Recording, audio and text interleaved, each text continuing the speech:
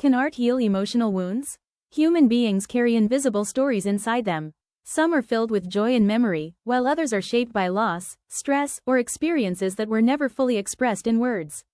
When emotions remain unspoken, they do not disappear. They often settle deeper into the body and mind, where they continue to influence thoughts, behavior, and mood. This is where art enters not as decoration, but as a form of healing communication. Art offers something language often cannot: a way to express what has no clear sentence.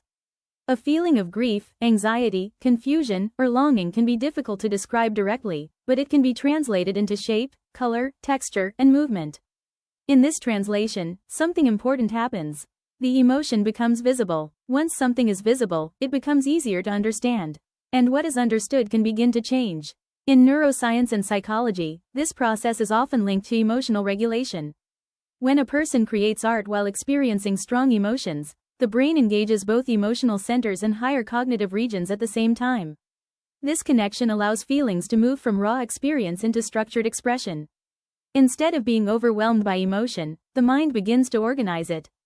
Painting, drawing, or sculpting can act as a bridge between the inner world and the outer world.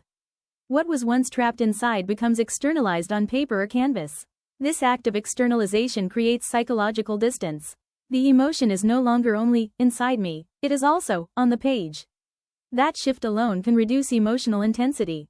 This is one reason art therapy is used in many clinical and healing settings. It is not about producing beautiful work. It is about allowing honest expression without judgment. There is no need to explain or justify what appears.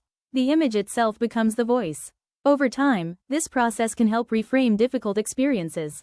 A painful memory may begin as chaos in abstract form.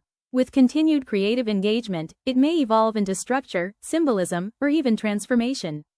What once felt overwhelming can become something that is contained, observed, and integrated. This does not erase the past. Instead, it changes the relationship we have with it. There is also a gentle neurobiological effect at work. Creative expression can activate reward pathways in the brain, releasing chemicals such as dopamine, which are associated with motivation and emotional relief. At the same time, the focused attention required in art making can reduce rumination, the repetitive thought loops often linked to anxiety and depression. In simple terms, art gives the mind something new to do with old pain. Instead of replaying the same internal story, the brain begins to construct something new from it. Importantly, healing through art is not always immediate. It is often subtle and gradual. A small sketch, a simple color wash, or even abstract shapes can carry emotional weight without needing explanation. Over time, these small acts accumulate into a larger process of integration.